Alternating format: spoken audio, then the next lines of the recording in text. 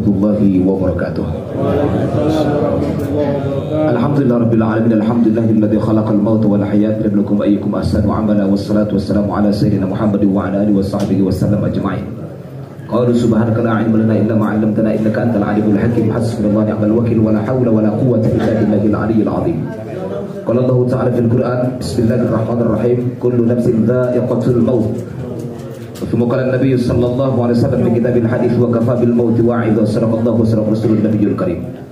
Sahibul bait, sahibul majlis, sahibul musibah yang dimuliakan Allah Subhanahu wa taala. Allahumma ja'alhu minas sabirin ya rabbal alamin. Dan kemudian kepada para jemaah-jemaah yang dimuliakan Allah, mari kita simak apa yang akan disampaikan oleh Rasulullah sallallahu alaihi wasallam yang diamanahkan kepada saya. Semoga insyaallah bisa kita amalkan dalam kehidupan kita. Amin, ya. Karena hidup bagaimanapun semua cermin dan kiblatnya tidak ada kecuali Rasulullah sallallahu alaihi wasallam. Apa yang disampaikan Nabi dalam ungkapan beliau, taraktu fikum amrayni in tamassaktum bihi wa lan tadillu abada. Dua perkara yang ditinggalkan sebagai harta pusaka. Intan paling mahal, mutiara paling berharga, yang tidak akan pernah lekang di musim hujan, tidak akan pernah hilang di musim panas. Yang pertama adalah Al-Quran yang akan menjadi pelita dan menjadi pelita kita, dan yang kedua adalah hadis Nabi sallallahu alaihi wasallam. Maka saudaraku semua, ucapan alhamdulillah rabbil alamin kita panjatkan kepada Allah Subhanahu wa taala. Dengan izin Allah Ta'ala juga kita berjumpa bertatap muka di majlis yang sangat mulia ini, Majlis Siluton, atas kepulangan dan kepergian seorang ayah tercinta, saudara tercinta, dan saudara yang penuh mengandung kenangan dan nostalgia tentunya. Beliau mengajarkan tentang kehidupan kepada kita, bukan memang bicara tentang baca dan tulis, tapi beliau adalah mengajarkan tentang silaturahmi, bagaimana menjaga kaitan dan hubungan antar manusia, karena ini adalah ibadah yang paling luar biasa dan ibadah yang paling besar tuntutannya. Kemudian salawat dan ungkapan salam kita hadiahkan ke pangkuan Nabi kita sang baginda Muhammad sallallahu alaihi wasallam. Semoga insyaallah beliau rela dan beliau ikhlas mengambil kita sebagai umat-umatnya. Karena kata Nabi sallallahu alaihi wasallam, ada satu manusia yang kelak ketika kita mengaku sebagai umat Muhammad sallallahu alaihi wasallam, tapi Nabi yaltafit wajhah, maka dia akan memalingkan wajahnya. Anda datang ke wajah Nabi, dia palingkan wajahnya. Berulang kali kita lakukan sampai kita mengatakan, saya kan adalah umatmu. Menguling Nabi minta, saya tidak, wa ma'araftuk, aku tidak mengenal Anda. Maka apakah alasannya? Biqadari salawatikum ala Rasulillah sallallahu alaihi wasallam, karena sedikitnya salawat dan salam yang kita ucapkan kepada Nabi sallallahu alaihi wasallam. Maka mengakui sebagai umat Muhammad itu enggak gampang. Kata Nabi sallallahu alaihi wasallam, amalan yang paling perlu kita laksanakan dalam kehidupan jaga 3S. Yang pertama adalah salat, hubungan kepada Allah. Yang kedua selawat banyakkan kepada Nabi. Yang ketiga silaturahmi, hubungan kepada umat manusia. Kalau yang tiga telah Anda jadikan sebagai aplikasi, Anda lakukan sebagai implementasi, Anda lakukan sebagai kebiasaan dalam kehidupan, maka insya Allah surga akan terbuka kepada kita. Wa tadkhulul jannah min ayyi babin syi'ta. Anda akan masuk surga dari pintu manapun yang Anda kehendaki. Saudaraku muslimin yang dimuliakan Allah Subhanahu wa taala, hidup dan mati adalah merupakan makhluk daripada makhluk Allah.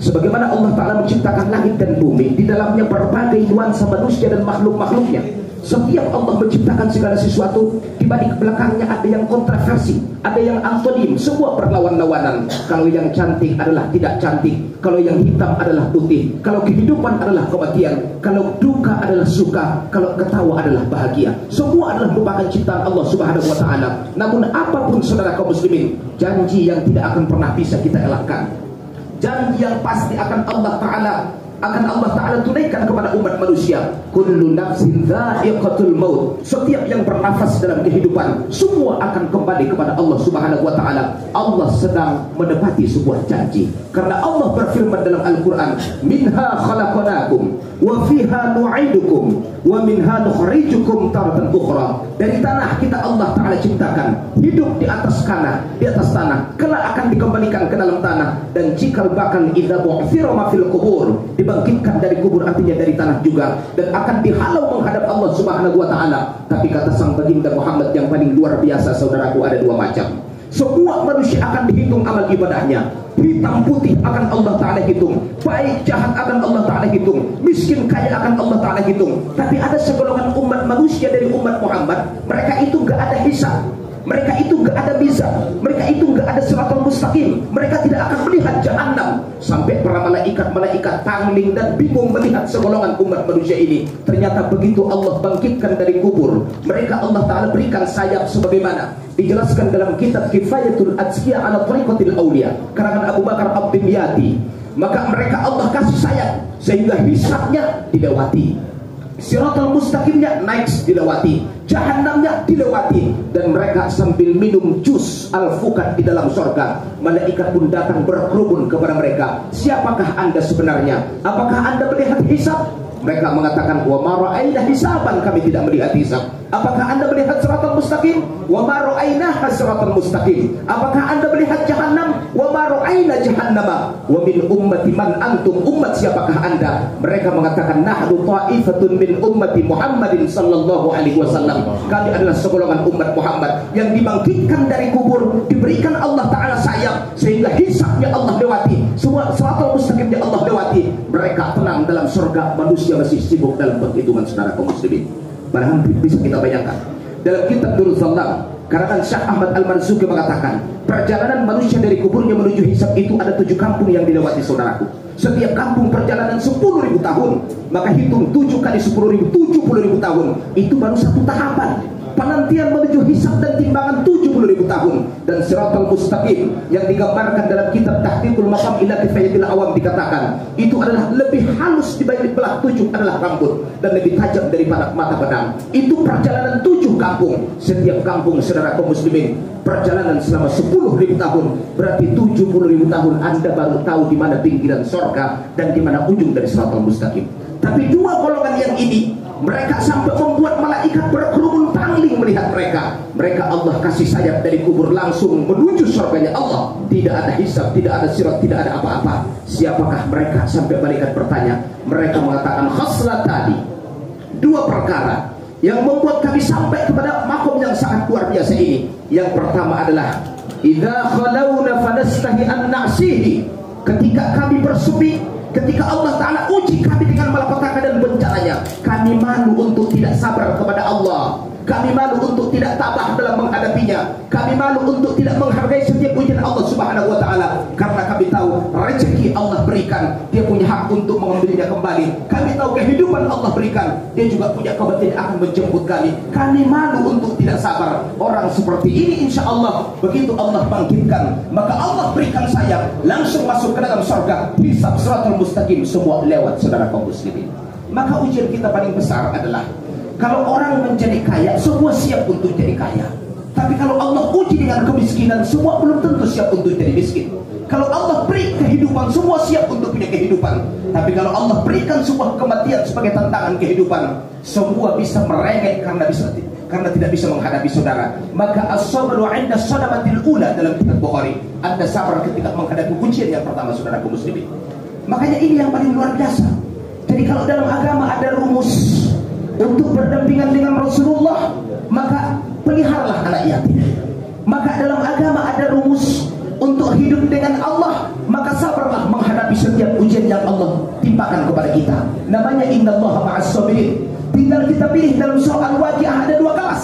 Namanya ashabul maimanah, yang kedua adalah ashabul masy'amah. Tapi saudara kaum muslimin, dalam surah Al-Balad juga Allah Ta'ala firmankan, ada namanya falaqtahamal aqabah wa ma adraka mal aqabah.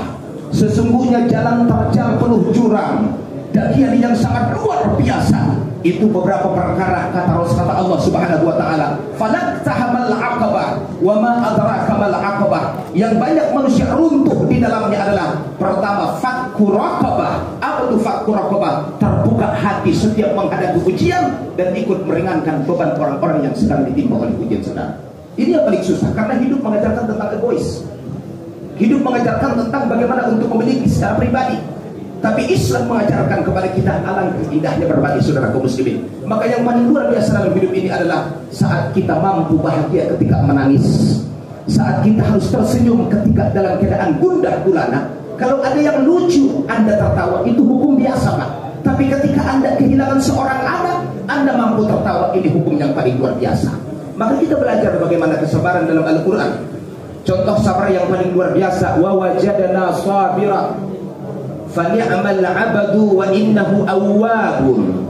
Kami temukan seorang manusia yang bernama Nabi Ayub, manusia yang sangat sabar luar biasa, dan dia adalah sebaik-baik hamba, juga dia adalah merupakan orang yang sangat awwab saudara kaum muslimin. Ada apa kehebatan daripada Nabi Ayub alaihi salatu wassalam? Nabi Ayub, Allah berikan kekayaan, kemudian Allah uji dengan kemiskinan. Allah berikan anak yang banyak, kemudian Allah cabut semua anaknya.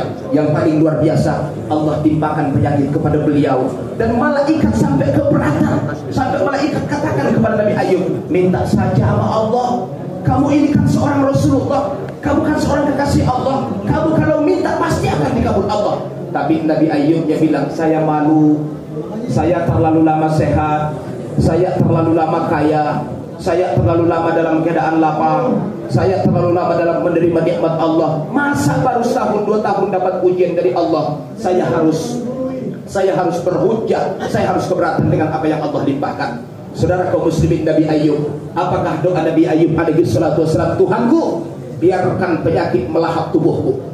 Sampai dalam tafsir Ibnu Katsir dalam kitab Qasasul Anbiya dikatakan, sampai beliau mengidap penyakit kulit.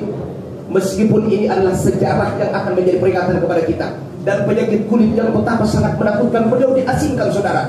Teman yang dulu sudah tidak lagi peduli, anak-anak yang dulu sudah Allah Ta'ala matikan. Satu-satunya manusia yang paling setia kepada dia adalah 2 sahabatnya, dan 1 adalah istrinya. Itu pun rambutnya telah dijual demi untuk sesuap nasi dan sejengkal dari perut mereka, saudara kaum muslimin. Sehingga dia terusir dari kampungnya.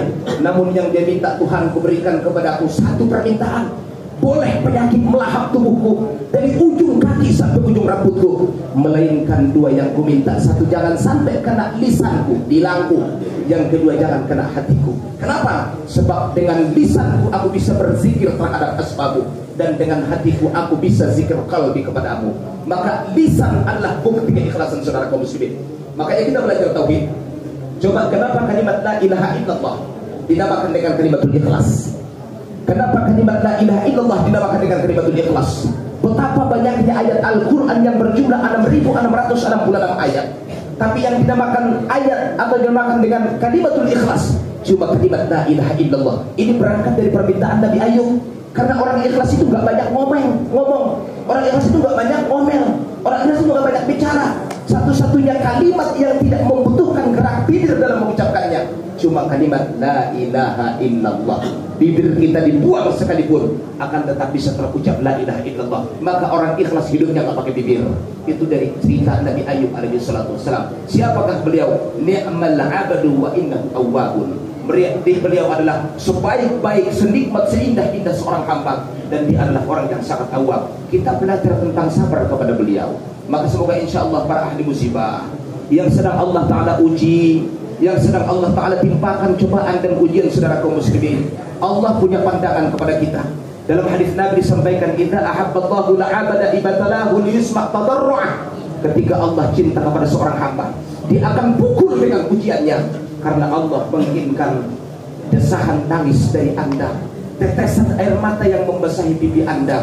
Dan kalau dipersingkat, ujian adalah kata cinta dari Allah Subhanahu wa Ta'ala. Maka banggalah Anda ketika Allah Ta'ala uji.